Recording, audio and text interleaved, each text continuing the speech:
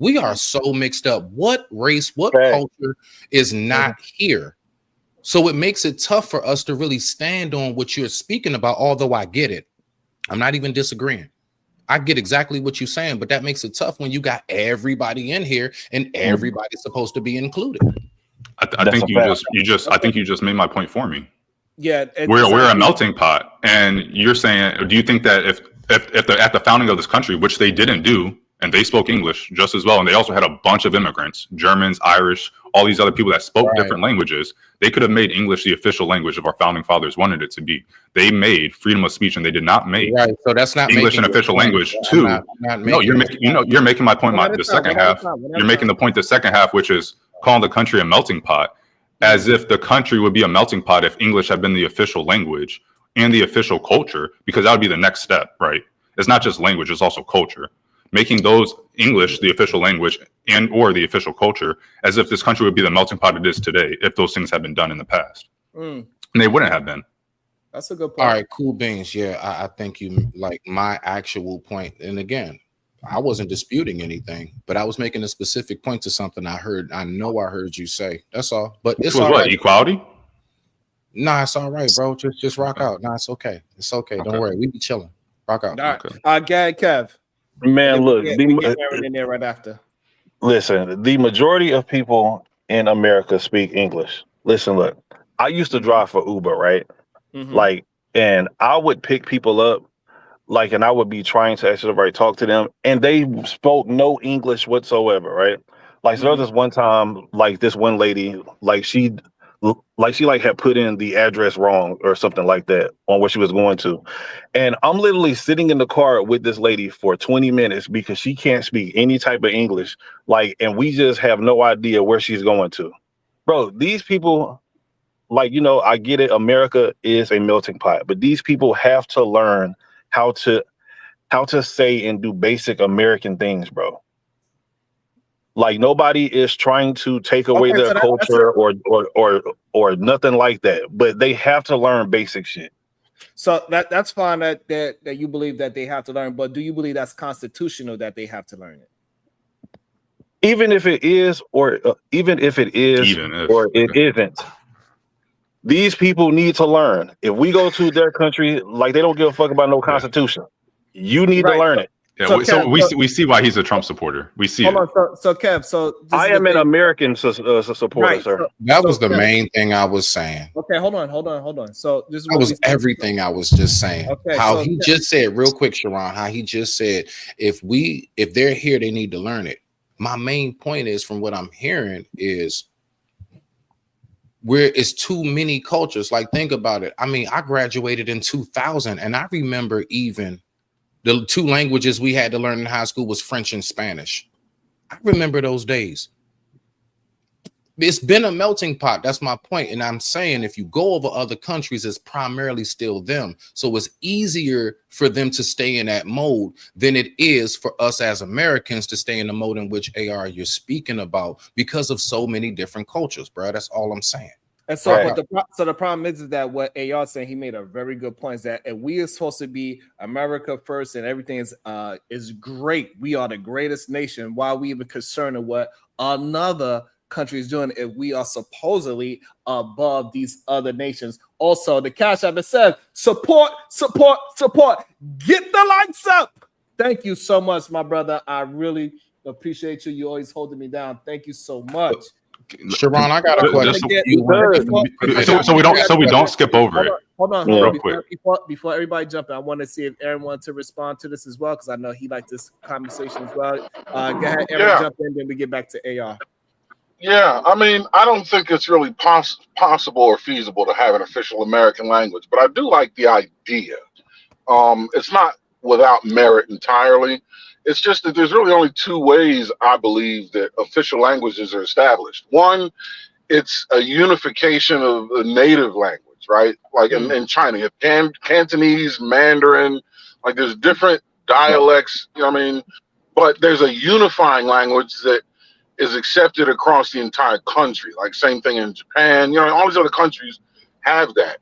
Or you were completely obliterated and your shit just got replaced by who came in your front door. Like those are the two ways that an official language. But because ours started out from a melting pot, there is no native language. No language here is native to this place. If it was, we would be sounding like Tecumseh, Allegheny. It would sound wild. It's just not feasible.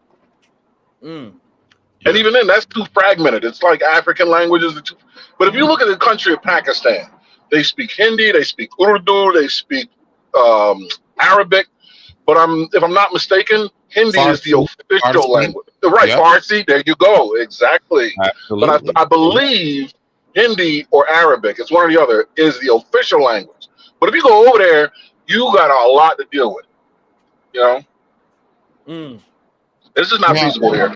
Real quick, Sharon, please. Hold on 1 second. I wish Kev didn't drop. Hopefully he could come back. Hopefully you see he dropped when he was like, "Who cares about the Constitution?" Welcome to the show, Ron Hotep. And also, I got a cash app. I got 5 on the coffee. Thank you so much. I appreciate that, brother. Thank you so much. I want to ask you this question briefly, Sharon. I'm going to run to the restroom. And honestly, Brother Aaron, I actually am very intrigued to hear from you and Brother AR on this as well. So since we know we're a melting pot, right, and the official everything, do you all believe, because there are a lot of people who say, not to derail too much and still on course, there are a lot of people that say we are the highest of intelligence and everything because we're a melting pot, because we got a beautiful blending combination of all different cultures and everything from the world. That's what really gives us the edge. Do you believe that we would still be the most powerful nation that we are if we didn't have all these other cultures, if we were more like a Pakistan or something? Yes. Rock out. No, I don't. I do. Okay, so let's go with Aaron's I do and AR's I don't, and then we'll see if Rob. Well, just real quick before we hop on that, we saw that Kev was like, when you asked him, Americans only, can we do it? You asked Kev, hey, well, even if the Constitution says we shouldn't be, this is against the Constitution, do you think it should still be done? He said, even if, like, who cares about the Constitution? Let's just do it. As if the Constitution is not the supreme law of the land. And that's what I mean. Like, these Trump supporters don't give a fuck about the Constitution. They only care about their own ideas or selfish ways and what can be done through this guy.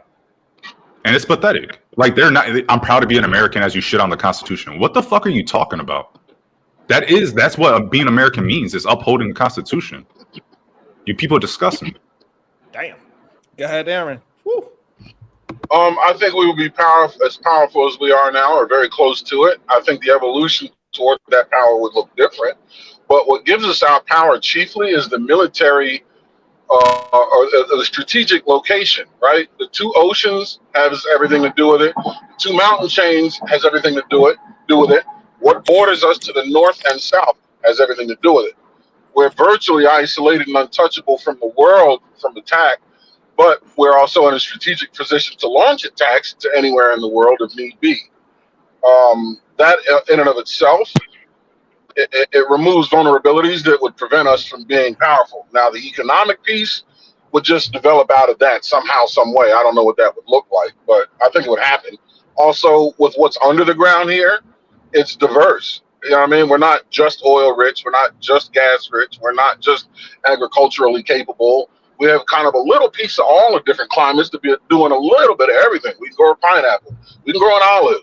We got oil in the ground. We can grow a grape. You know what I mean? We can mine coal. All that shit. Agriculture. I got you. Yeah. All of it. My bad, Aaron. Are you still going? So, hold on. Okay, we need you to stop here in Mississippi, and that would help internal transport for commerce, stuff like that. The way ports are set up, it's just kind of a perfect storm of shit. Okay. Also, welcome, Rahotep. You want to speak to this conversation? No, I don't have no comment. I don't have no comment, bro, because people. When I hear people say we are missiles, our military, are this and that, I don't have nothing to say about that because they won't even let our ass on the oil rig. So I don't even know what the hell people talking about. Okay, so you all right? So you good for right now? Y'all hear music? No, I hear like a humming. Sounds like maybe somebody sound like wind. Nah, it's probably silent driving, maybe, possibly. Go ahead, continue. What's your thoughts? No, Good day, noise sir. How you cancellation on doing? this. What's up, man? What's up? What's everybody on the panel? Aaron, what's good, man? You need to come through, Aaron. You don't come through. You say you're gonna come through. I'm waiting on you, fam. I'm waiting. I know, man. I'm in fucking Western North Carolina, like getting to Kentucky here in a minute. Yeah, a couple weeks I'll be up there, man. We gotta do lunch. All right, man. Sounds good. But I'm going to have to agree with Aaron on this part because of our military. And one of the big things that happened throughout history was that, after during World War II era, Great Britain was like the protector of the world and stuff like that when it came to what they could do. But then United States just kind of unilaterally, we just kind of like took that on. So now the rest of those European countries figure like, okay, we got big brother United States of America that's going to take care of us and protect us. So we don't need to spend as much money on defense. And they started to work on their social systems, their social programs, and all of this, free health care and free for the schools and free for colleges and things like that. In America, we didn't do that. We really doubled down on our defense. And right now what's happening is that, United States of America have been trying to tell these European countries for a very, very long time now, you guys need to spend more money on defense. Spend more money on defense. And some of them reluctantly didn't do that. Now it comes a time where, the president that we have now is basically saying like, you know what, we just gonna take care of our own. We ain't gonna worry about nobody else. So now that money that those European countries were supposed to spend on defense, that they worked on the social economic system of the citizens, now they're scared and now they're scrambling. Now they're trying to figure out a way like, okay, we got a long way to go. And as far as trying to catch up with the amount of weaponry that we're going to need to defend ourselves. And now everyone is kind of like going their own way because of the rhetoric that the president is talking. I think it's kind of unfortunate. I have a lot of cool Canadian friends, in Toronto and Montreal and Ottawa and things like that. And, Canada has always been an amazing ally to us. And for us to go to this point now where they're even kind of looking at us differently, it's really, really sad. I'm just a big believer that we are stronger. We are stronger together. Right. And they have been, a really good ally to us, especially when it comes to protecting us from the North and also from the Arctic. No, I love what Canada doing. Hey, I would like to real quick because I gotta run to my door. I have a guest here, real quick, but I'm still here, Sharon. I want to ask Brother Kasim, salute to you, brother, and Brother Aaron. So with you all's position, so you all say that we would be. So considering we all know that we do a lot of arms dealing with other countries and other nations, right? So again, if it's just us, I'm talking about strictly everything that we produce solely, everything is made in the USA. Would we still be as feared and as powerful and as resourceful as we are right now, considering we know it is because of all of the other resources that we have in combination? We are like a hybrid of what other countries wish they could be. I digress. My mic is muted. I can hear you. Nobody afraid of the United States of America. Nobody is right. They're not afraid of us because of our natural resources. They're afraid of us because of our weaponry. Wait. Now I got to jump in here. You asked Host if he wanted to talk, right? And he said no. I was just naming what we are known for. It's okay. One at a time. Ra, go ahead. The question was to Kasim and Aaron. The question was to Kasim and Aaron. Okay. I don't know where people. Hold on, Ra. We're gonna go Ra, Kasim, AR. Go ahead.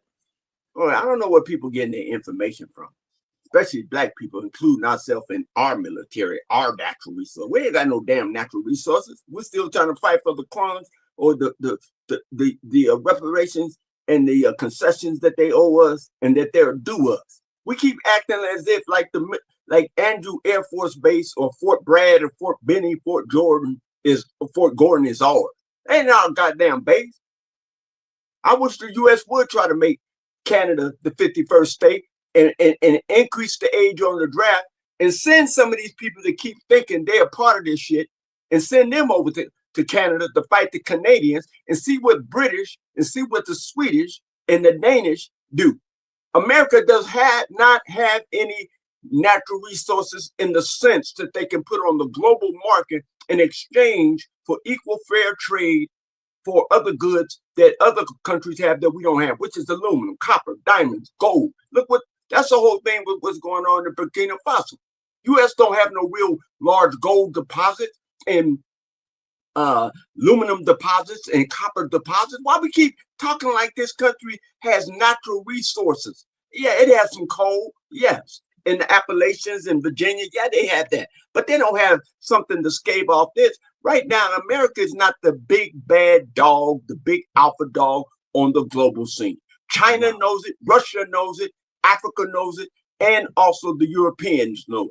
So I don't know what people need. They need to get their head out of the sand and stop thinking as if America, the great, the big, the bad, the brave. Nah, man, I don't believe that. And I spent 12 years in the military. Okay, put a period on it. Put a period on it. All right. Gad Kassim, then we bring in AR. I was in the military too, fam. I was stationed at the 101st Airborne Division, Fort Campbell, Kentucky. Airborne Air Assault. My name is not Sam. My name not Sam, bro. Fam, F-A-M. All right, Hotep. I was in the military too. I was stationed at the 101st Airborne Division in Fort Campbell, Kentucky. And right, I know the firepower that the United I know the firepower that the United States has. I know too. Let me try to clear this up. Hotep, do not interrupt Kassim. Nobody interrupted you. Let Kassim get his full thought out. We'll give you a chance to respond, but don't interrupt him while he is talking, please. Please don't. You know, you do have a point. The United States doesn't have that many natural resources and minerals and things like that. And what has other countries to be on pause with the United States is our military, our firepower, right? They understand, you know, the weaponry that we have. They understand that, you know, within 20 minutes of anywhere in the world that they can get touched. And that will kind of keep them on bay, particularly our amazing nuclear powered subs, right? We can park those at the coast of anybody and touch them within 20 minutes. That is our strong suit, and that is what gives us a little bit of leverage out of all of these other countries, fam, and why they stay at bay. Thank you for that, brother Kassim. And I apologize we was cut off like that. But yeah, I appreciate you. Hotep, would you like to respond? Or if not, we'll pass it off to No, I'd like to respond to that. Okay, go ahead. Because what he's basically saying in a nutshell, if you don't just like General Langley said, we want access. We want access to Africa. He's head of AfricaCon. So he said, we want access, telling Ibrahim Traoré, you don't give us access to your natural resources, particularly your gold deposits, we will bring hellfire down on you. You got to understand that America's, or what people call America, is not going to continue to just nuclear threat and agitate and undermine and overthrow sovereign countries just because it has weaponry, nuclear weapons. We already know that America is mad enough to drop atomic bombs, the first country in the history of nuclear weapons in mankind to drop bombs. But again, the global south is on the rise. Just recently, you had Chinese and Russian soldiers there in Burkina Faso as a buffer to protect the Burkinas in Burkina Faso under Captain Traoré. Matter of fact, I think his rank should be raised to General Traoré.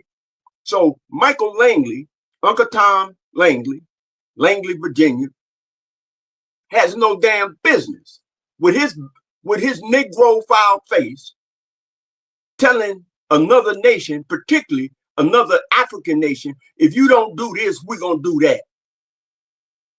I land. Okay. You good, Kassim, or? Oh man. Next question. Yeah. Go ahead, AR. Well, Seven asked the question to Kassim and Aaron. So I don't know if Aaron wanted to answer. I don't know why. You know, you asked Hotep if he wanted to talk, and he said no, and then he wants to start opening his mouth when someone directs a question to other people on the panel. Listen, so, Aaron, would you like to? And Kassim, don't go back and forth with this dude because he claims he served. He said he did 20 years. That was a lie. Now he's saying he did 12. Who knows if that's true? So really, don't go back and forth with the dude. He's like 75 years old. He doesn't really know what's happening, you know, He maybe was a bit knowledgeable back in, I'm 68 years old. I know how old I am. Same thing. Yeah. You're young punk ass. Punk ass motherfucker. Shut your punk ass up. Shut your punk ass up. Won't you go serve? All right, hold on. We having a good conversation. Let's keep it over the. Wet behind the ears, boy. All right.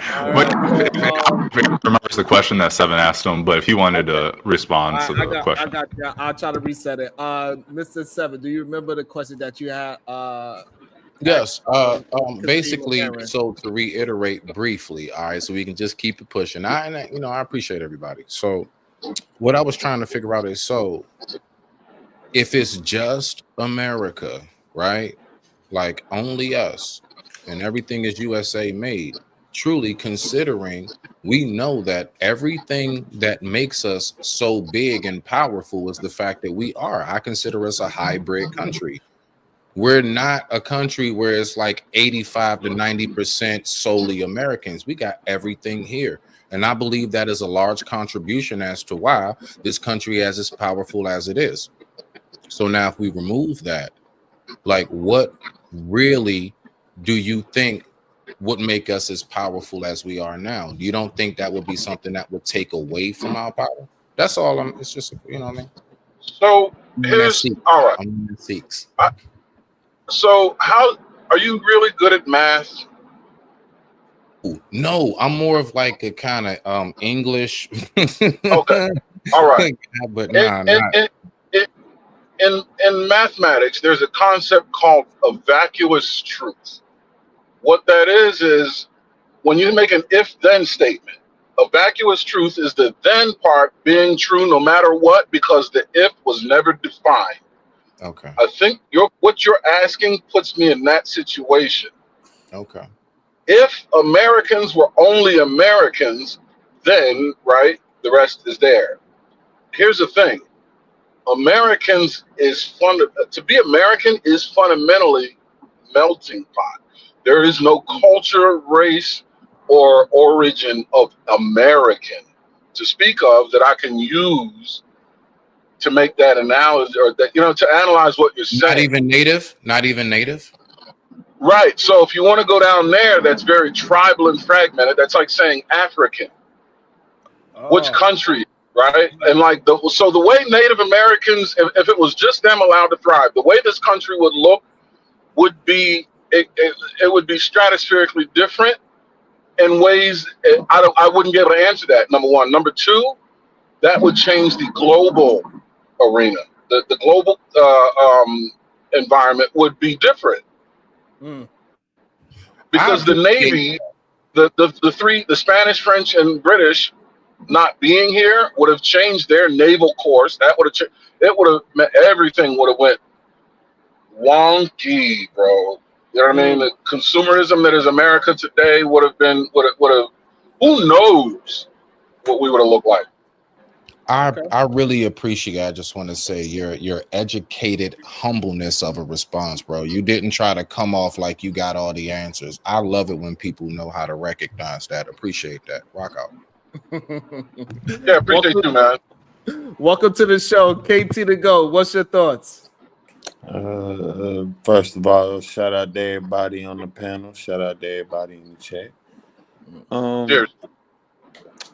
Well, I think I kind of want to more response, I guess, what we were just talking about, because I don't know what the overall question would be, right? What you brought up, Sharon, myself. But to what 77 was saying, I believe Aaron is somewhat right, but he kind of skipping. It is an American culture. See, I call natives like indigenous people. That's what those people are, in my opinion. I get they're the natives, but they're not Native Americans, because the Native Americans is white people who colonize and pillage shit. And that's pretty much the American culture. Right. Well, we colonize, we practice capitalism, which is essentially saying take advantage of people for profit. Right. That's great. What you're saying is great. I don't mean to cut you off, but I'm bigging you up here. You're further expressing the complexity of the question You know what I mean? And identifying why it's difficult to answer. No, you're 100% correct. It's just everything's so conflated. I don't know where to take that. You know what I mean? No, I so agree. Thank you for even making it more clear. You know what I find fascinating? I find fascinating, me personally, all right. So one who likes to study more so of like geographic aspect of things. The fact is that like even if we say Pangea, like that's been multiple times over. The tectonic plates are continuously shifting. My point is that I know personally, like a lot of us know, we have been all over the world forever and a day. All right. So I always make sure I tap in and go back there. We have been everywhere since everywhere has been. Period. Right. So I know, and I'm really actually piggybacking a little bit off of what Brother Aaron and Brother KT, I guess, is saying right here, as far as like it is complex. And I asked the question for that reason, because it's something that's really difficult. Like we keep trying to narrow things down and make it just black and white. Nah, it's so many different layers. There's more layers than an onion. But I digress. My mic is muted. Rock out. It's a great conundrum to ponder, right? Even if don't ever get the answer to that direct question, the things that you will discover just by pontificating about that is profound. You know what I mean? Like that's how we grow and evolve and understand. So it's worth food for thought, sure. Yeah, and I think it's a very interesting time. I think to get back to the Canada, and they trying to work their way out of dealing with America so much right now. They're going to turn into Chinadia. They're going to deal with these other nations to deal with their imports and exports. I think that is kind of a scary thing, since we've been working with them lockstep for so long, and we've been good neighbors to them for a very long time. For us to just try to allow Donald Trump to turn them into something that they don't want to be and take over anything that they have. We cannot say that Canada doesn't have any resources, and then at the same time say we should turn him into a 51st state. Instead of him being a prime minister, he'd be a governor. That's insane to have that same conversation within one, and people on the MAGA side act like they don't understand that this is clearly a domino effect of what Donald Trump has been preaching and pushing for the last 3 months. This only took 3 months for him to turn a whole conservative nation into a liberal nation. 3 months. That's wild. And that's what we need to have a conversation about. And that's scary, in my opinion, because that now, what is going to show to nations that's across the water that, hey, if the neighbor could do it and stand up to the so-called bully, because they paint him out to be a bully. Yeah, I've been pointing out for the last month or so. People don't get like on this political scale. America's a joke. Like nobody cares about us no more. We don't understand that yet, because we're Americans, right? We think we're like the epicenter of the world, which we kind of are. Like, don't get me wrong. Here's the honest truth. Like what Kasim, I believe your name was, he's saying is correct. The military power simply gives us enough to be able to threaten people. However, what's happening is China, man. See, China, Russia, I fuck with Russia. And I know this might sound crazy. I fuck with Russia, bro. Russia ain't never came over there to Africa and did niggas wild over there. Them Chinese motherfuckers do, though. I don't trust China. China always on some bullshit, for real. But they know how to play the game financially. We taught them the game like some dumbasses. And now they're using it against us, because guess what? They don't have an open fucking economy. You can't go to China and just say, hey, I'm going to make billions over here and get the fuck out of China. China don't allow that. They play their systems, games, government different. It's still a dictatorship. People forget that, but it's still a dictatorship, for sure. Okay. No, you can go over there and make billions. You cannot take your money out of you cannot take your money out of their system the same at all. Yeah, no, you can't take.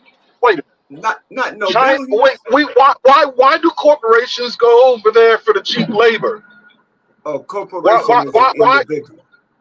Yeah, you have to make a trade to get over there. Elon Musk, prime example. You know what BYD is?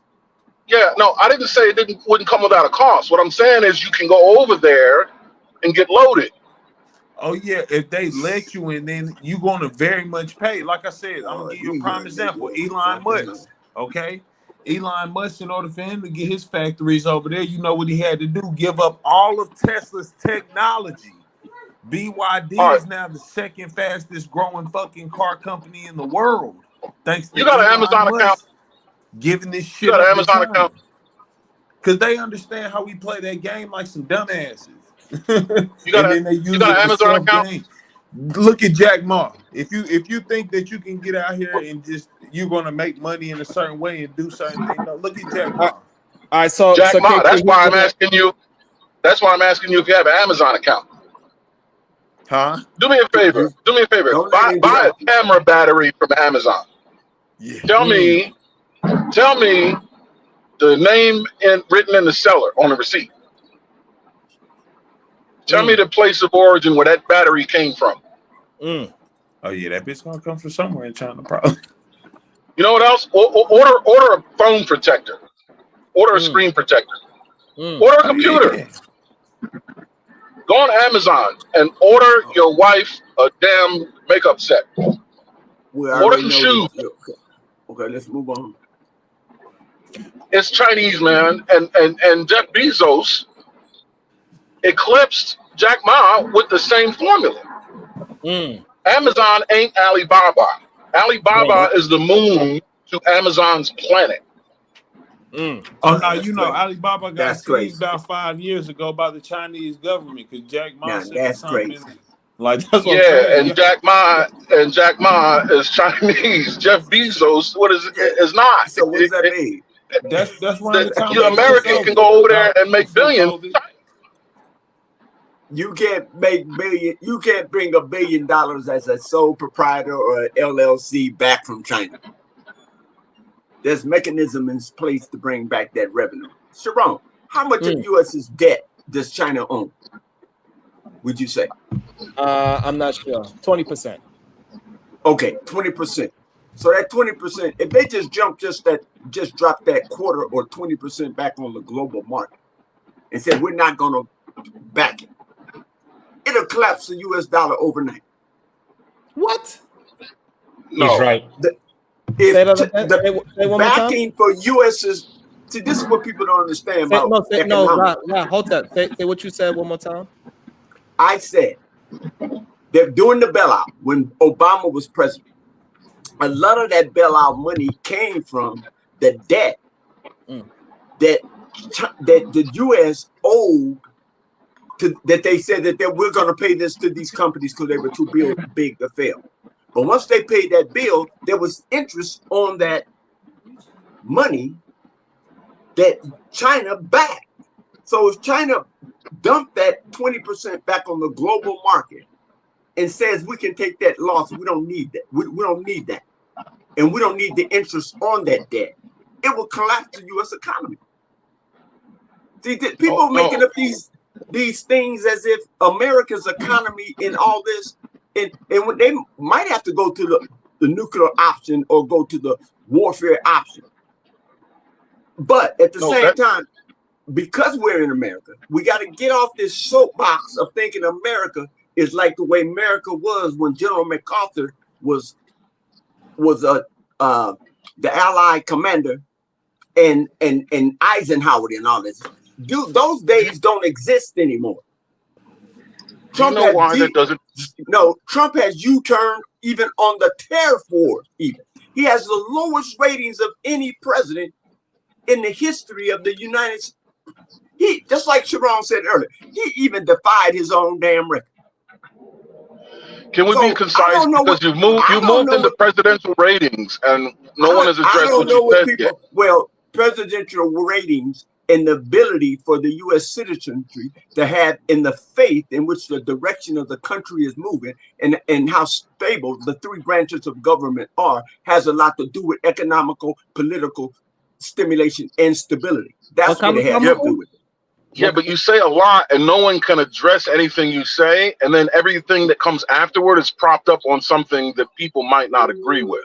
And then you evolve the conversation. I'm not asking but you evolve the conversation away from what people would like to address. I'm not asking anyone to agree with what I say. But just to let people address you if you want to have that, so we could all have a conversation with each other. We are all want to have the conversation. Go ahead, Aaron, and we'll just have enough. Go ahead, Aaron. So I'm not trying to get anybody to agree. I'm just saying if you want people to accept what you're saying, the premise has to be understood. And so to say China not acknowledging our debt would collapse our economy, that doesn't even that's worse than a vacuous truth. I didn't say acknowledging. I said China's financial instrument is propping up U.S. currency through trade, through all the goods that are made in. You can't even pick up a pencil that says made in America. How would China collapse it? That doesn't make sense. Do you know why? It doesn't make sense.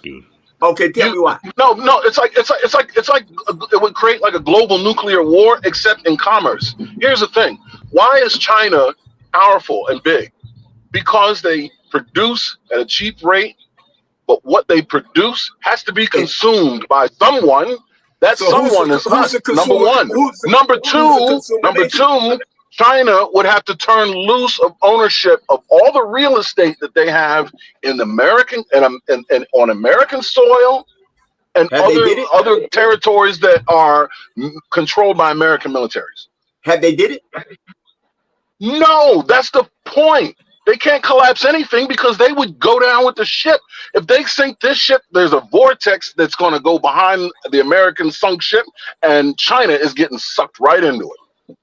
So yeah, that might be, and we might go along with it. No, if they sink us, they're done. Tomorrow, they sink us tonight, they don't have breakfast in the morning. We love China. We can hear it in your voice. Yeah, as Aaron was saying. I love Hold on, Hotep. Let's see. I love Canada. I got you, Hotep. Go ahead, y'all, KT to go, and then we have it right back open. And I'm clearly Hotep want to answer to both of y'all. So he wants to talk. Yeah, I'm not sure why we entertain him, but as Aaron was saying, your proper speaking, Uncle Tom. Oh my God! So as I was saying, if the U.S. goes down, we're the largest consumer. We send so much money to China that their entire economy depends on us buying things from them. There's no other replacement of the U.S. for one, so that would be one. And two, if the U.S. decided to try and dump the debt, the U.S. would print the money to buy the debt. They would create a floor, and so the dollar wouldn't collapse and the economy wouldn't collapse because we would just print the money to buy. So we'll produce more money to pay a debt with the debt. That's what you're saying. Yes, we would. That would make that debt solid. Yes, economic resets and quantitative easing, all of that. Yes. So that's how we get what? That's how we get what? Yeah. What's up? You want to keep talking, buddy? That's how you get inflation. I'm not your buddy. You say that to go for people that are in fraternities. I'm not in the fraternity. Hold on, fellas, brothers. Please, let's just try to keep it on the points that we're saying, not attack each other, please. It'd be a federal and the biggest reason that people rock with the U.S. is because of stability, which Trump is creating a lot of instability. His administration is creating a lot of instability, and that is causing issues. Beautiful. I love it. I like it when you're muted. I want him to keep doing that. We know you do. You do not rock with the U. We understand that you would like to see the U.S. fall for whatever reason. No. You can move to a different country, but you don't. You sit here, you hop on channels. As long as my ancestors' blood and bones are in these soil, I'm going to agitate and I'm going to advocate. As long as their bones are in the soil, you should be trying to represent and pick up the nation. To make and sure what you need to do that you represent, you need to go join the military and put your loyalty on the line. I'm already in the military. Eat a man. Please get your uncle. Eat a man. Get your uncle. Hold on. That's not necessary. Hold on. Damn. What are we doing? Hey, am I mistaken? Or are you active status? Hold on. I did active for 5 years. I'm reserves now. Get Aaron. Ask the question again, Aaron. No, he answered it. Is his status active? And he said he's reservist with former active status. It's like, what? He's currently serving. He's a DOD employee. What are we talking about? I've had discussions with Hotep like 3 different times, and I've told him I'm in the military. He just is too old to remember these conversations, and that's why I don't really entertain him. Yeah, your blood equity is about your damn military career. Nigga, if you in the military, you in the military. Hotep, did you go to combat? Hold on, those are irrelevant questions. Doesn't matter if you went to combat or not. All right, so let's get back to the I want to welcome Eda Man Williams into the conversation. Go ahead, Eda Man. You look beautiful, baby. I love your new dress. You're welcome. Yeah, you weren't talking to E, were you? No, he's talking to his wife. Oh, I know y'all hello, baby girl. That was just timing. My bad. Okay. I know y'all ain't used to having beautiful women around y'all, so yeah, that might catch y'all off guard when they talk to women around them. But hey, no. So, the crazy part about it is that I never seen so many people want to sink the ship that they're on. Like the idea that we're not a part of America, right? Like this idea that we try to separate, even though we want all the benefits of America, we try to say, hey, you know what? We think the whole ship should go down, and I just think that's idiotic. To be honest, I think I think we will be fools as Americans to not want America to secede, and I hear you're not no damn American. Hold on, Hotep. We'll let y'all screaming out in a second. Got it, man. You finished? Or you good there? Yeah, I think that's a good place to land it. Okay. Get his hormones out. Hold on. Before Hotep goes, I want to also bring in artifacts into the conversation. Then we just have it right back open. Everybody could just join in, get in where you fit in. Go ahead, artifacts. What's your thoughts? Yeah, y'all can continue. I gotta still get my thoughts together. Okay. Go ahead, KT to go. Well, I was trying to respond to Hotep, but we ain't gonna go back there. It's okay. You can respond to him. It's fine. No, I'm definitely not. We're not doing that. Anyway, but either man, what I'm gonna say is, while I understand it, I disagree personally because I think it's also literally the definition of insanity. Do the same thing, you expect a different outcome. I get you saying like because we're geologically born here, we're Americans, but we don't really get the same benefits as most Americans, which is by majority white people. We don't get to live those same lives or have those same benefits. So if we're going to proceed in that system, I mean, I'm okay with the ship going down. Okay, I want to understand what make you not American and what benefits you don't get being an American. Okay. Like I said, first of all, I know geologically, you can't deny what region area you're born in, right? So that nationality wise, I just have to be American. You feel me? We all are. Outside of that, I mean, I don't get the right to not look suspect, to not fit the description. I fit every description with the police. How many times have you been stopped by the police recently? Many times. So you said you don't get the right to not fit every description as a police. Don't it make sense? No, I said I don't have the right to not. I just want to ask the full question because I don't fit every description of the police, and I'm a black man. No, I said like with the police, I don't have the right to not fit the description. No, the point that I'm saying like I'm a black kid man with dreads. We're not a black kid. I'm a black description. man with dreads, right? And they're gonna be like, yeah, it's a black guy with dreads. Doesn't matter what I do. Don't matter what I have. Don't matter if I'm with my kids sometimes. Has it happened to you a lot in the past month? No, what I'm saying is that in the past month. I'm trying to help you understand is that because you're trying to make this a black thing, and I'm telling you, I'm a black man and I don't fit that description. Yeah, okay. So that's let's be frank. It's not saying that nobody doesn't get to do it, and I'm not saying that you haven't been unaffected by things. I'm pretty sure you could say some things you've been affected by racially. However, I'm not. The point is the majority of us don't really get that benefit.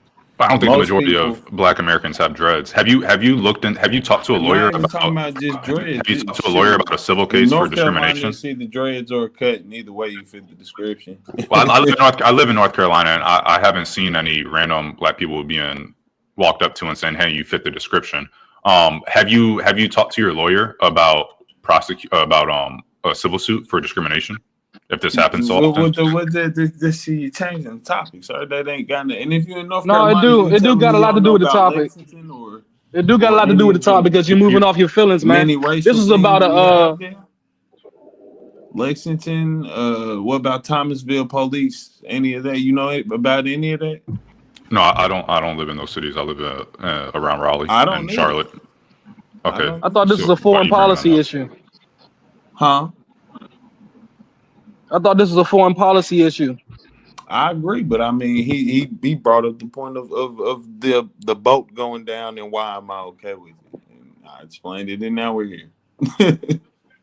I'm okay with going back to the foreign policy. So we can mine out the conversation. So, Aaron, so you believe that either man still fits the description that KT the Goat said? I think I heard you say that. Well, he fits the description of a black man. I mean, unless he's telling me he fits the description of a Celtic woman or a Doberman, he fits the description of a black man. Now, the question is, are there other distinguishing factors that can separate him from a black man that we're currently looking for? But a black man saying he doesn't fit the description of a black man is a man that is that's the level of what? Man, that's synthetic. What you on is wow. No, I think you misunderstood what I said, Aaron. He said that with the police, when he started talking about dress and looking like a criminal and all that stuff, when the police see me, they don't see that image. Like, I'm pretty sure. Oh, you're talking about stereotyping. Aaron, let me finish my statement, sir. If you showed up looking like you looking in your picture, the police ain't gonna automatically say you fit the description of someone that's a threat to him. So, like, that's what I'm saying. Also, how we carry ourselves. So stereotyping. All right, now it's different. When you say fit the description and leave it there, I'm thinking, well, if the description describes your ass, you fit it. But if that description creates a prejudgment or a stereotype, that's an issue. Okay, I'll concede to that. Well, I think that's what we were talking about. Like, you can't take what. Oh, and I was unclear.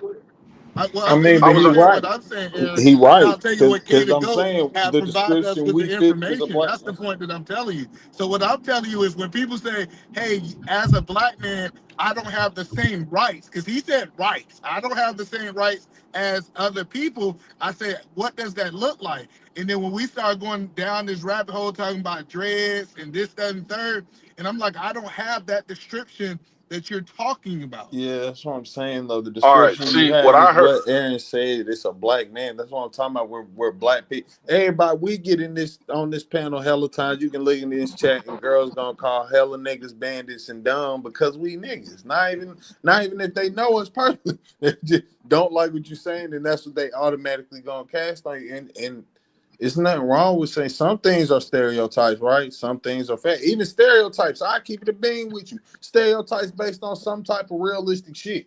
Like most of the time, I'm not saying every last one of them, but yeah, like black people like chicken. It's not like, I don't know how offended we can be here. You know what I'm saying? I kind of disagree. I think most cultures, bro. I think most cultures. The world loves chicken, bro. The world loves chicken, bro.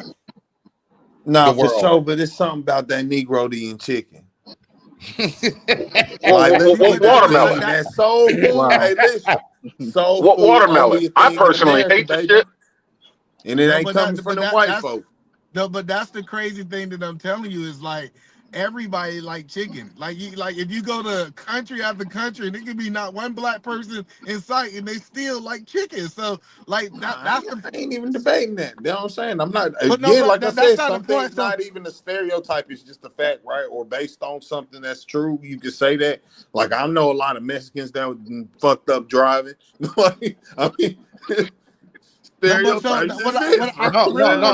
right there, hold on, real quick. Right there, what you said. Okay, Spanish. Boom. It's something called arroz pollo, which is chicken and rice. Arroz con pollo, yeah. Yeah, for sure. Look, chicken and garlic can be found anywhere.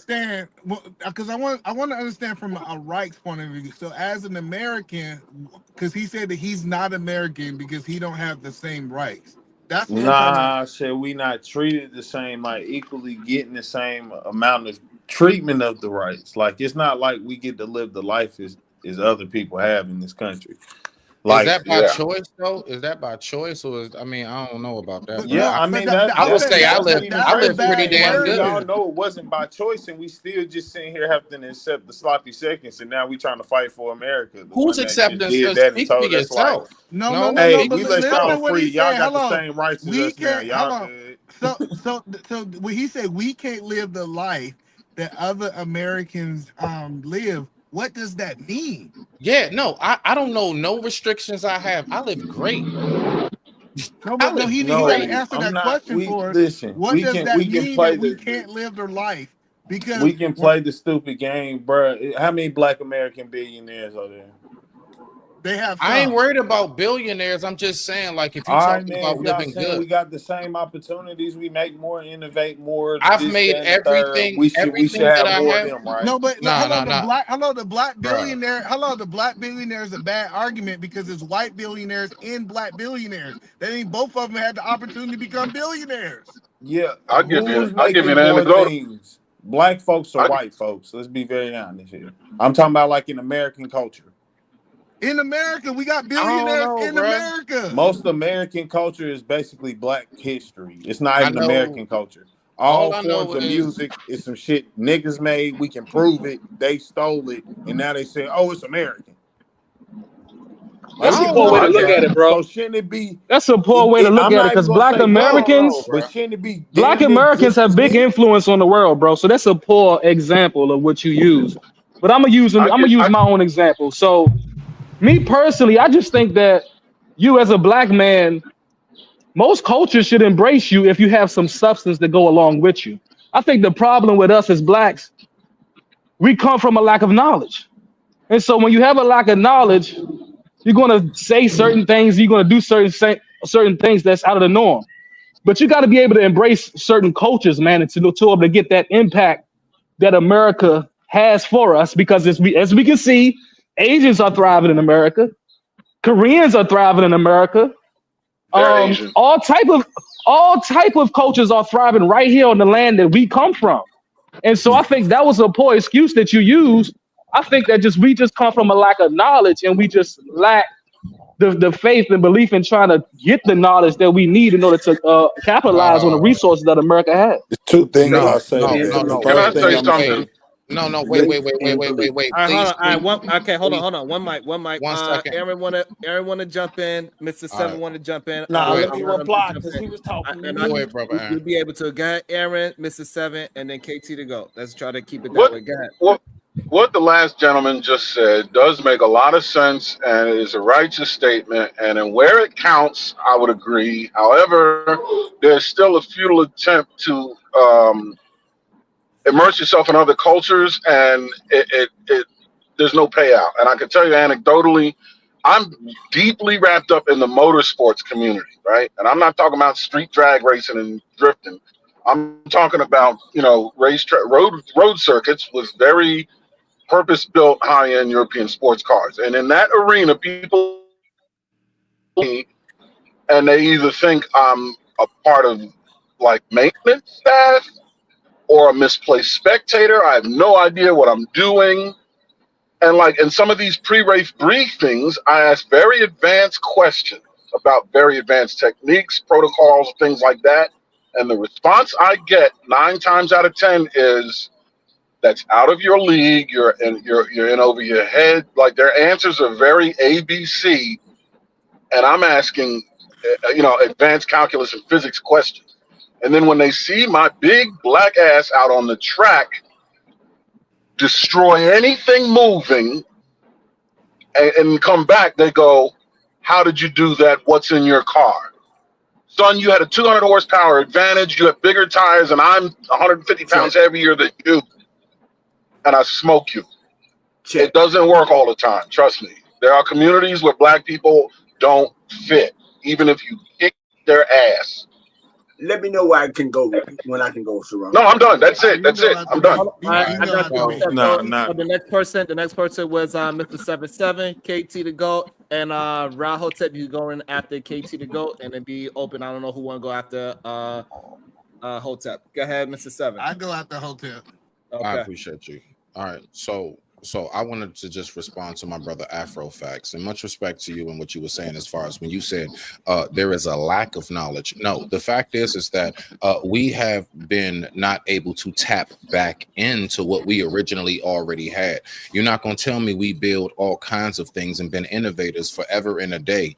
No, what it is that we have chosen not to utilize the knowledge that has been around us forever and a day now. For whatever time period we've chose not to do it. So I just wanted to make sure that it's just, the wording of it to me personally, right? I don't know who, if somebody can mute, I don't know who. All right. But like, all I'm saying to land it and yeah, open up the floor, Sharon. No, it's not a lack of knowledge. We have all the information in the world. All the information in the world. There is nothing that is not at our fingertips. Okay. It's whether or not we choose to go ahead and pick back up what it is that we chose to put down once upon a time. I digress. My mic is muted. Rock out. I'm gonna piggyback off him a little bit first because I was gonna just answer you too, Art. But I was gonna say the other part of that is we're definitely smarter than our predecessors who were pretty successful.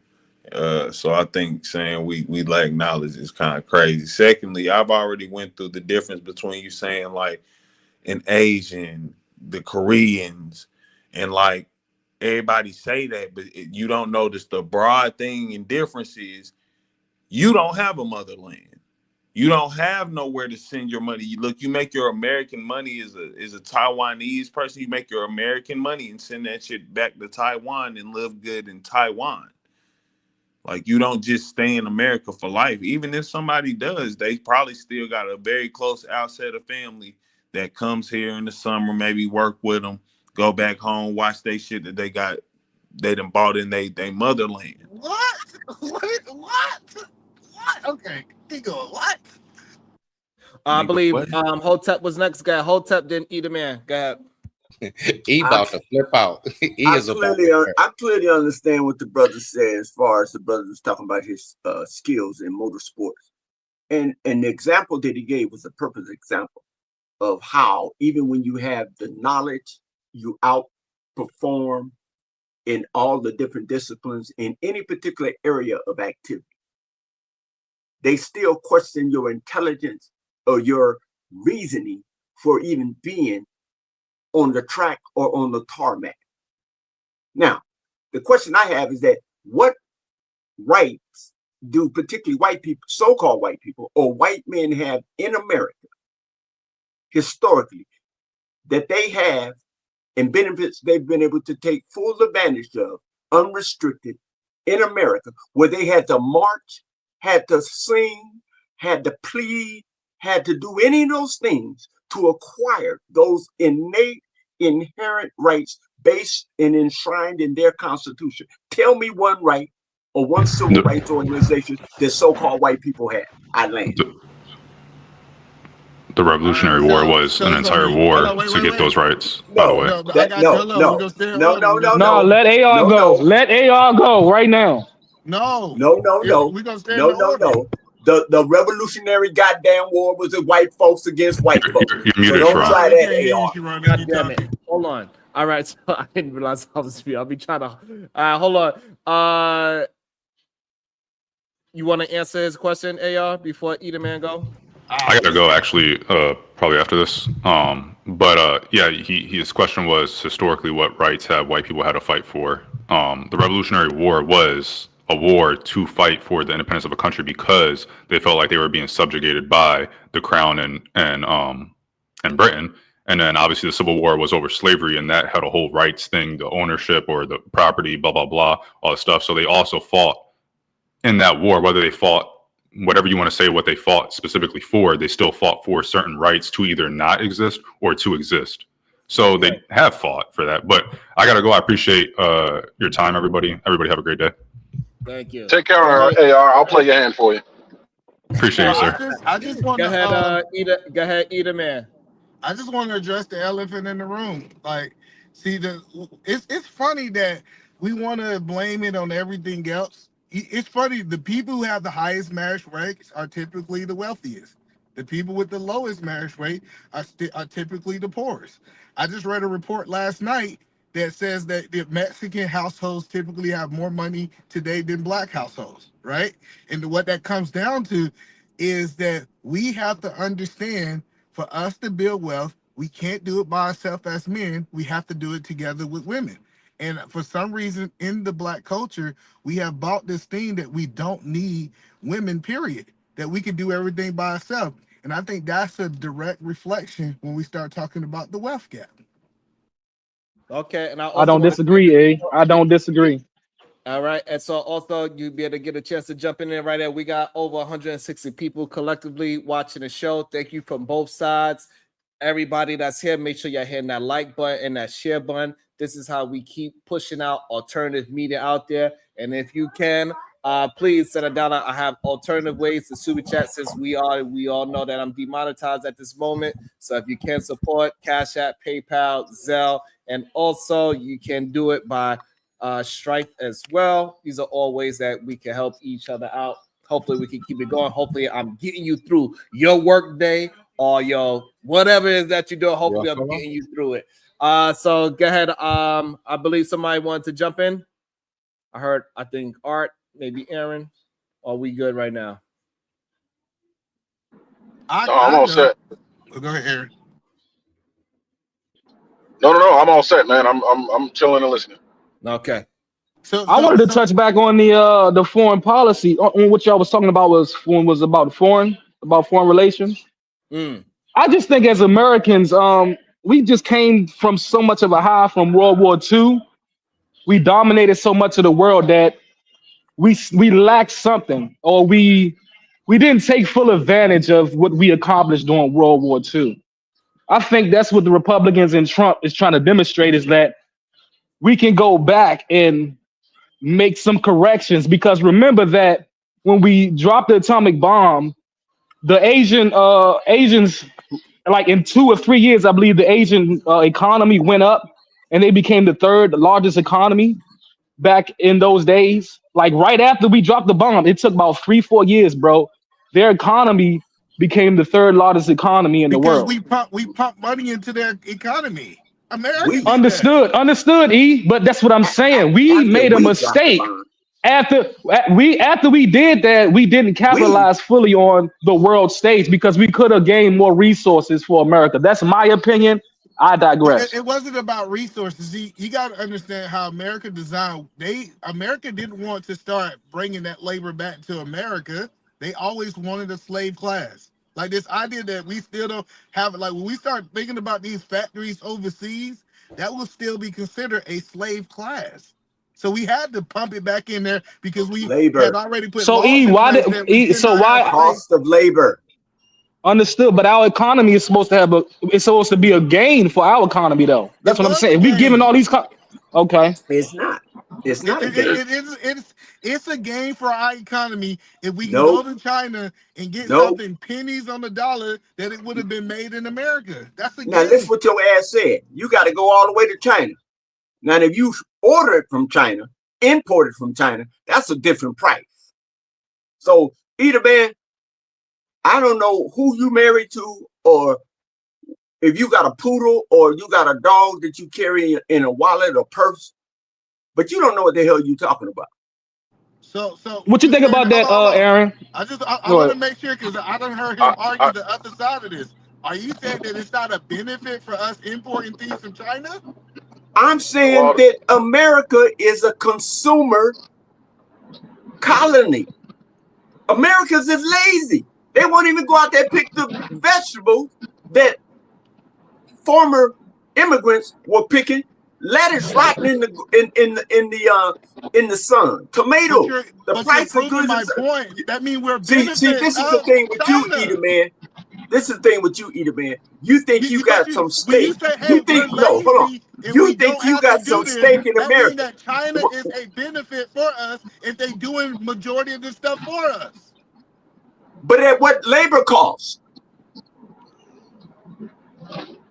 If it's imported and the prices are paid by the American taxpayer after it's imported, how is that a benefit to us? Those jobs that even Clinton talked about under CAFTA and NAFTA, those damn jobs are never coming back. Most of the all he's saying is no, but you're talking 2 points. He's talking about back in World War II. In World War II, he said it was no benefit for us to rebuild these countries. No. I didn't say it was no benefit. I didn't say it was no benefit. These 2 things. I didn't say it was no. I said, could we capitalize off of it more? I didn't say it was no benefit. Could we capitalize off of that, in which we did in World War II? Actually, could we have done it better? But that's playing quarterback. Listen, that's the whole point I'm telling you. You playing quarterback. And any time in history, I can go back. Anytime in history, I can go back and say, hey, we could have did more. We could have got better. Like, listen, bro, that's always going to be the case. It's always going to be something we could have did better or got more of because we have the full picture now. Okay, why didn't we go? Why didn't we get more of what the thing you're talking about? Why we didn't get more of the benefit of that? We did, and we still are. No, I'm not saying we as an I. I'm saying why didn't America? When I say I'm talking about America. I'm not talking about. I'm not talking about. He's talking about America too. Everybody's talking about America. When I'm talking about America, man. Okay, when I talk about America, I'm talking about the corporate state. I'm talking about America when I said we are. Hold on, brother. I'm talking about the military-industrial complex. I'm talking about black budget money that's skimmed off the top, money that is pumped into circulation that devalues all dollars that are in circulation. The fact that Congress does not control the purse. The international bankers control the purse of all economies, particularly dealing with the International Monetary Fund and the World Bank. So stop talking about this like we got some decision in it and somebody's calling us up, asking us our goddamn opinion. You don't tell me what pronouns to employ in my I just told you. I'm the author of my thoughts when I express myself. I will do so using the vernacular syntax and lexicon of my choice.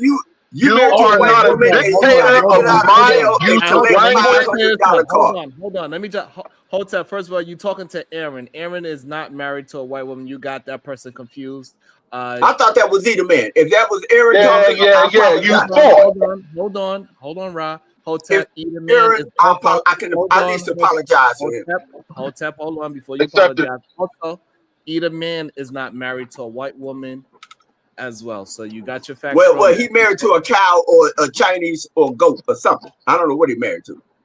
But I can tell when a nigga don't cross the track. Why you gotta talk about people? No. Why? Because I wanted to. Because why you gotta go at my man Aaron like that, bro? I'm not talking to Aaron. Hold on. I'm not talking to Aaron. I'm talking to. Listen, hold on. We are talking to men. Hold on. I'm talking to either man. Hotep, hold on. So again, if we're having Hotep, you're the oldest on the panel. If we are having a conversation, we should keep the conversation on the topic.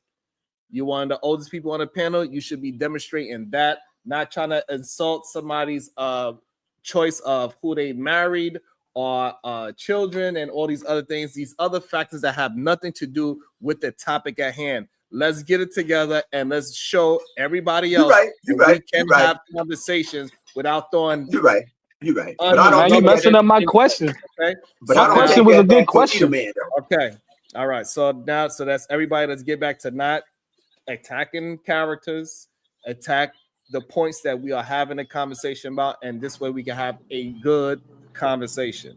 So arts and facts. The whole point that I'm trying to help you understand is America became a superpower after the Second War. This idea that we didn't gain nothing or we didn't we didn't manifest greatness after this war is all superficial. Over time, we lost a lot of power that we had. But after the war, if you study the war, America get what they want, how they want it, in whatever fashion they want it. And that was a fact.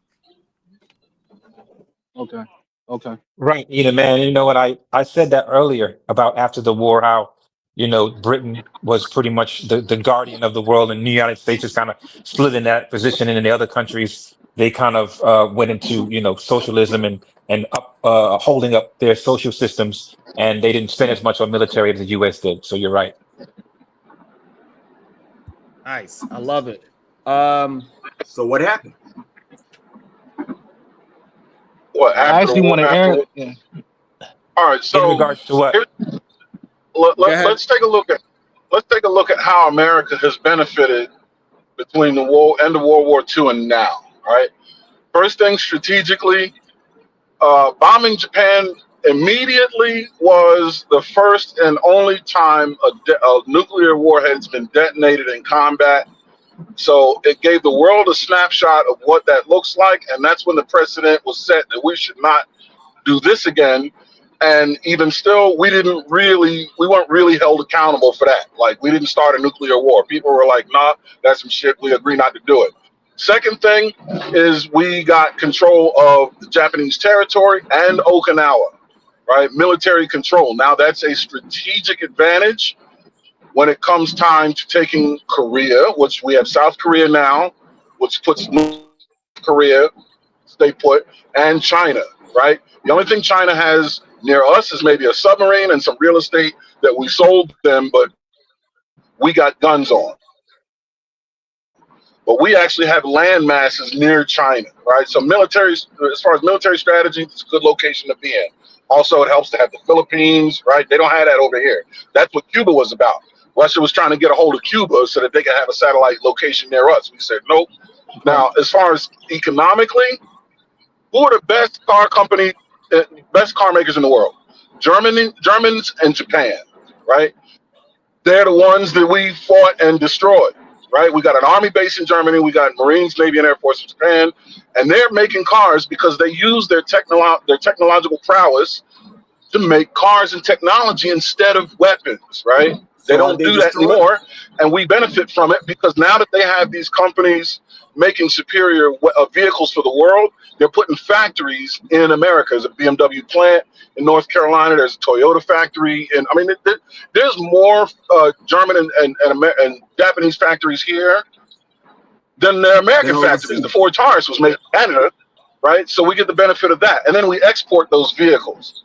Second, and another thing, when the fuel crisis hit in the 70s, a lot of people think that Japanese cars were always a thing. No, they weren't. They weren't a thing until like the 70s and early 80s when there was a fuel crisis. Everybody wanted a small little car. If we didn't have our foot on Japan's nuts, that would have gone to someone else, right? And now everything is small Japanese because of the fuel crisis. That directly benefited America. Japan saw their best economy of all time in the 80s, and that shit tanked. We still survived, and we still buy their cars that we build, but they design them and then sell them to other countries. Chinese cars are in China. You don't see a Chinese car in America, but you'll see a Japanese car in China. Is the Japanese car cheaper in Japan than it is in America? Is a Japanese car cheaper in Japan than in America? Yes. It depends on if it was built there or here.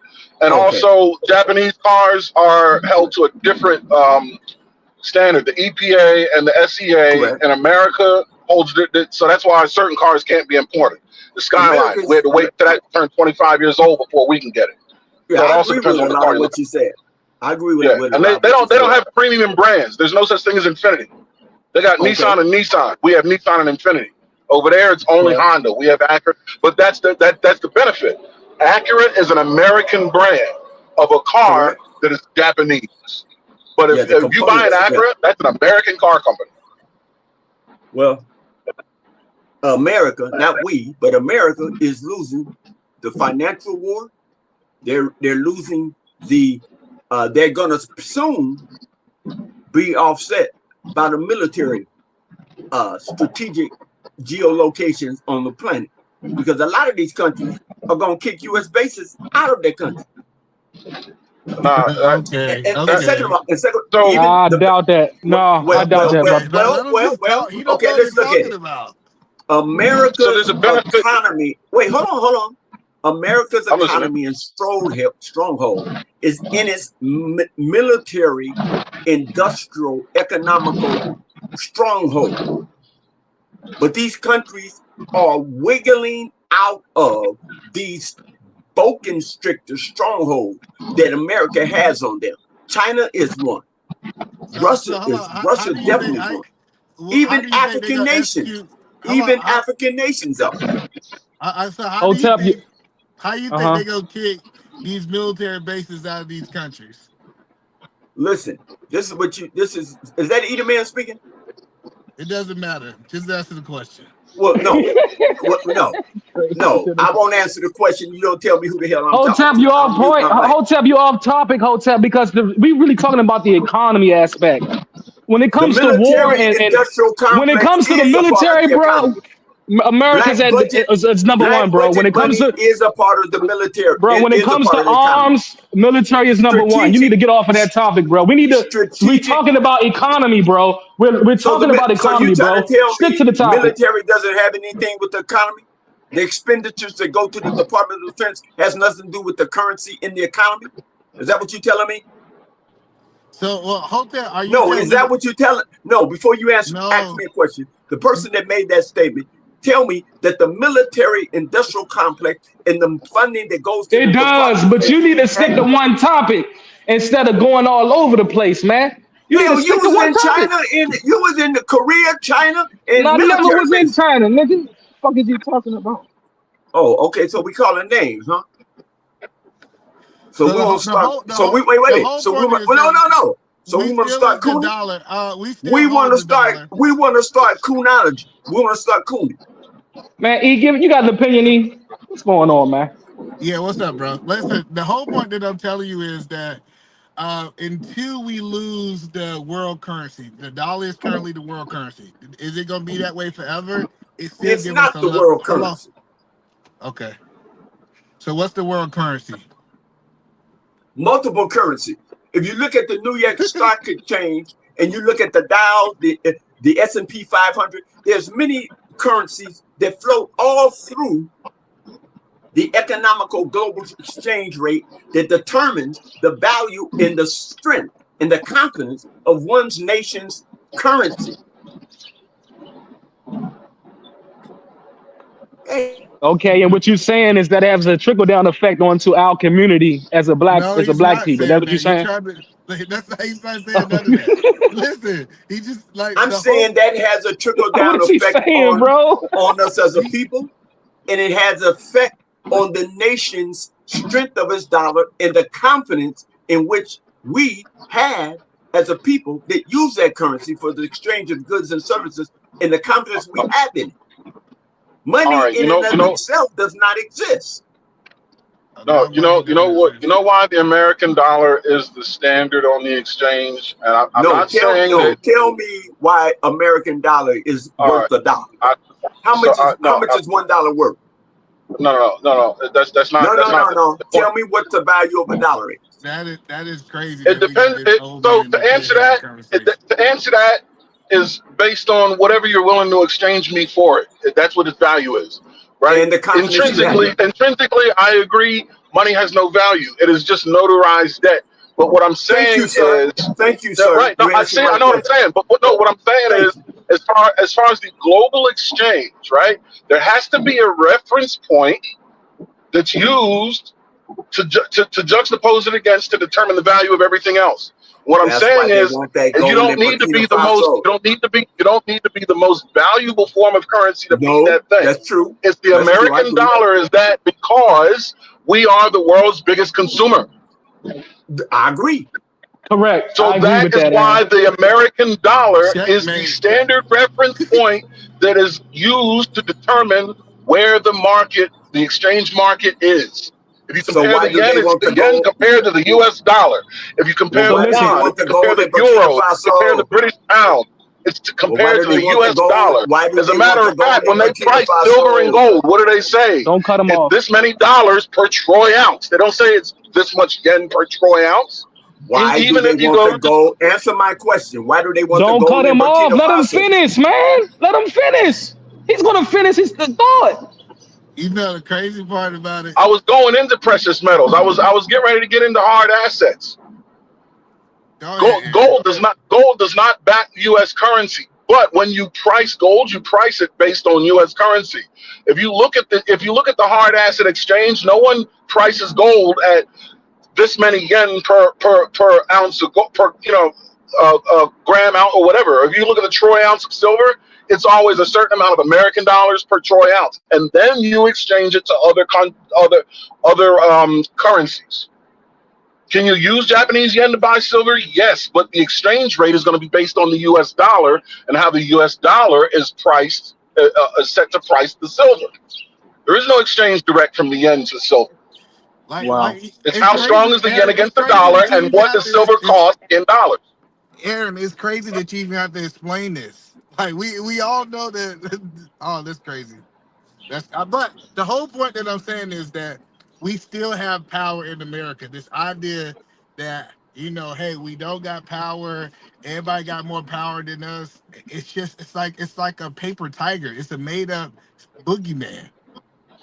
Yeah. No, I don't disagree. We got power. I don't disagree. It's compartmentalized, the power we have, so it's hard to really sum it up. And other places have a lot of power too. And that shit is compartmentalized and written in ways to where we can't tell for sure what they got. But we're not destitute. Let me ask you guys a question. Really shit the bed. Well, Aaron, let me ask you this question. I want to make sure I understand you. So you believe if China stops selling to America for whatever reason, do you think that their economy would collapse, and do you think that their people go without jobs? Will we see like the highest unemployment rate in China? I think all of the above, man. I think there'd be a global shuffling of the deck. Yeah, that's like saying what would happen if you brought the moon close to the earth. It would be everything. Tidal waves, earthquakes, volcanoes, storms. It would be everything.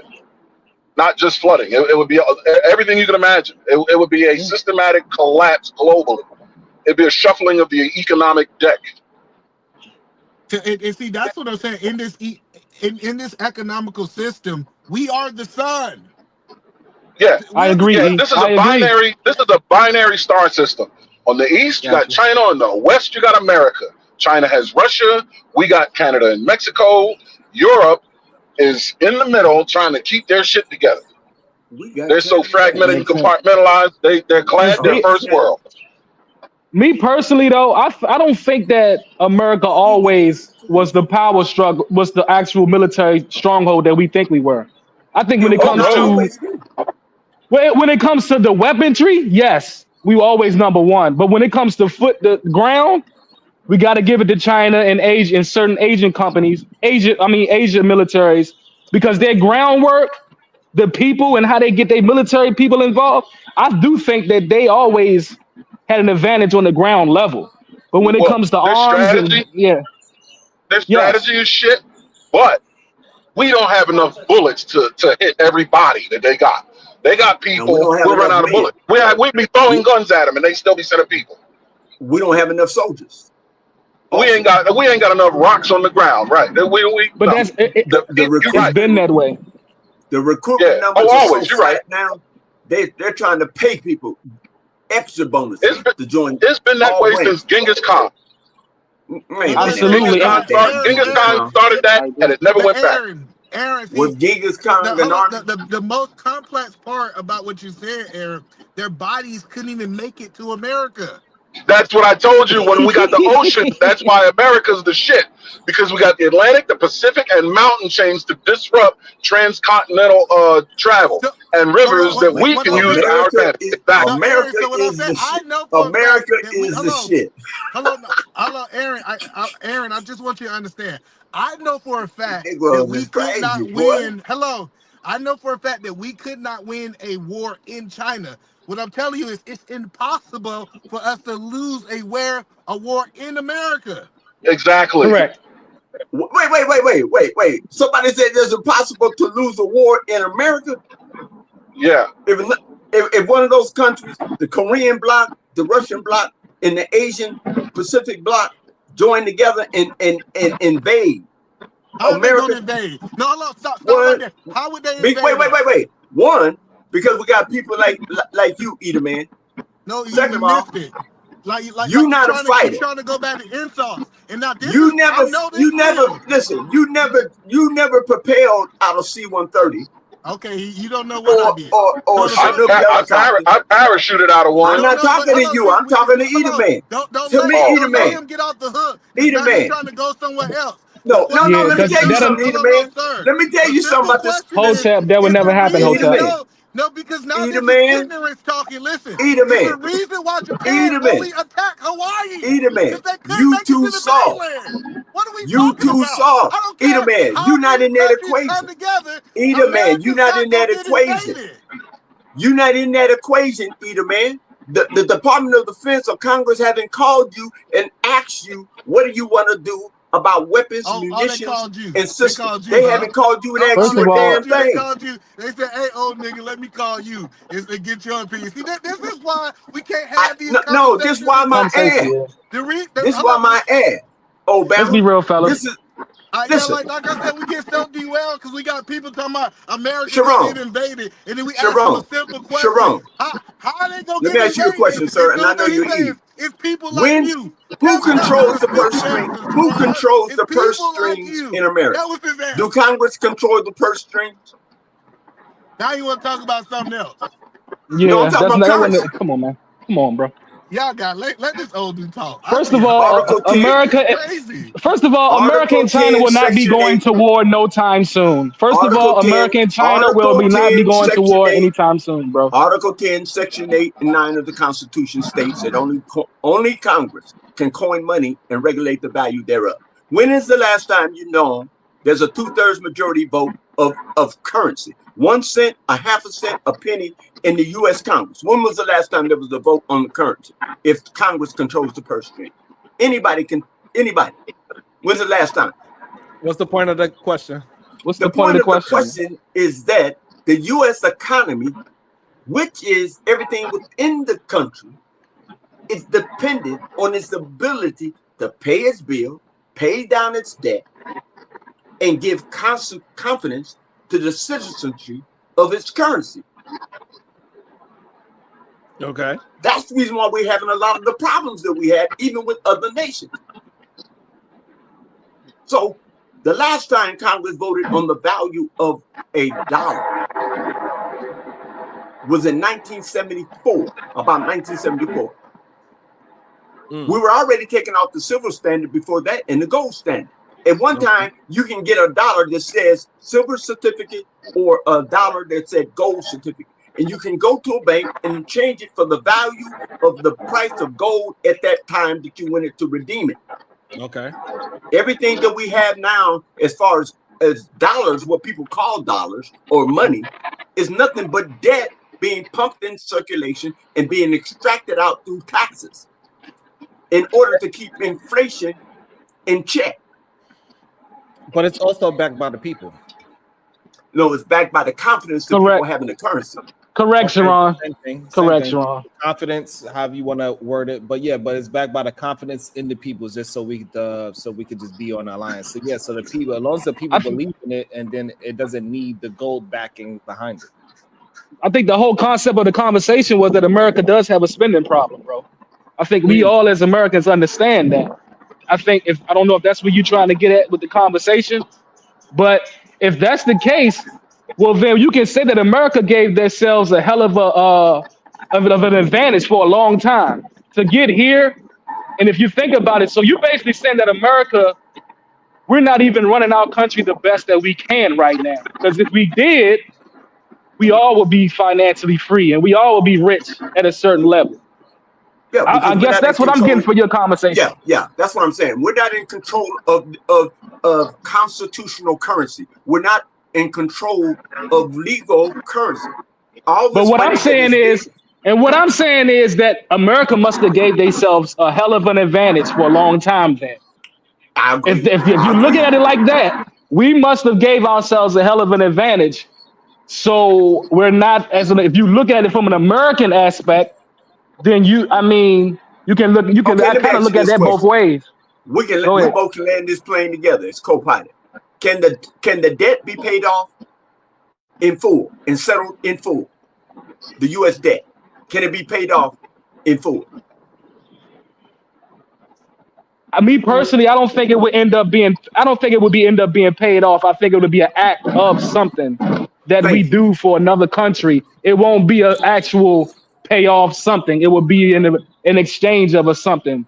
If it's called, you know, you get what I'm saying. Yeah. And I'm gonna tell you the reason why. Because you can't pay a debt off with a debt. A debt can only be settled through a constitutional act based on real constitutional currency, based on Article 10, Section 8 and 9 of the Constitution, where it states that only Congress can coin money and regulate the value thereof. So let me ask you a Congress question. is Do not you think that regulating the value of currency? Central banks so do you are. think that do you think that Congress should go back to the drawing board and figure out another currency evaluation? I guess I believe that as it stands now, because it hasn't been amended, that Congress should act and take its equal co-branch of governing and take control of the U.S. and the taxpayers' money that is on account based on what that provision gives the Constitution the authority to act upon. We already have it in place. They're not acting upon it. Okay. All right, I got you. It's a good argument. Okay. I didn't get your take on it yet, Hotep. Do you agree with how Donald Trump handled this whole Canada situation, and now Canada is trying to find ways to separate themselves from America? Do you agree with how Donald Trump pushed it? Hell no. All right, go ahead. Why?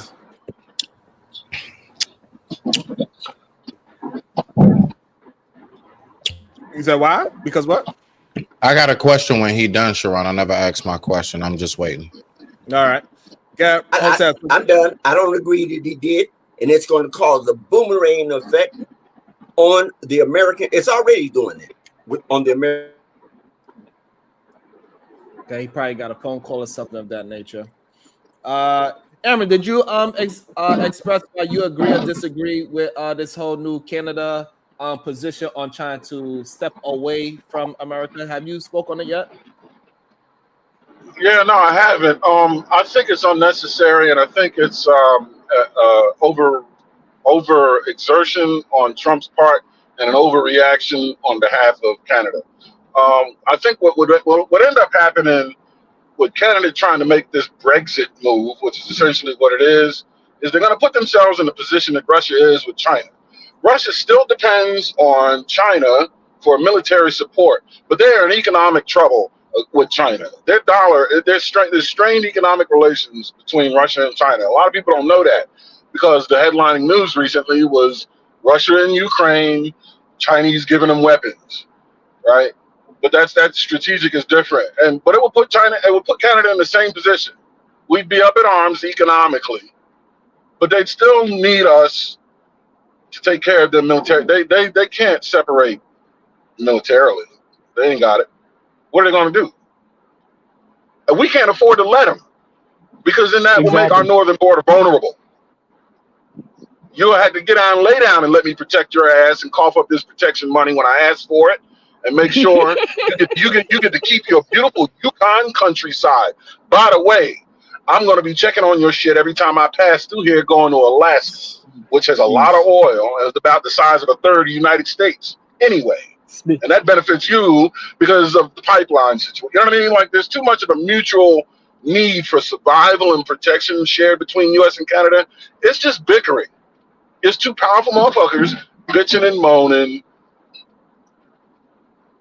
And if anything, it would just hurt the ability to play fair in the schoolyard. But for real, it ain't going down like that.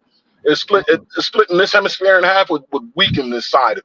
China and Russia would see that, and China's not going to get in bed with Canada. They'll get in bed just far enough to make the split happen, and they'll leave their asses for dead. They'll go back to Russia and say, "Yo, look what I got over here. I got us a Vic." Ain't gonna happen. Not really.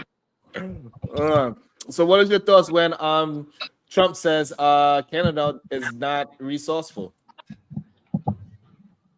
Canada has resources.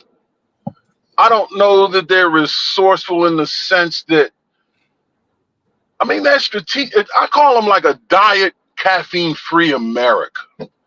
Like, we got a Ford plant, and, you know what I mean? The only Ford built in America is the Mustang, and what is it? Not Flint, that's the Corvette, Dearborn, right? But we got Fords built in Canada. but we got Toyotas built here. You know what I mean? I'm sure that was for some kind of economic advantage that Canada just couldn't see through. So are they resourceful in the way that they're cunning? No, but do they have resources? Yeah, of course they do. If there's oil in Alaska, there's oil in Canada. In fact, I know it. They got resources. I like that.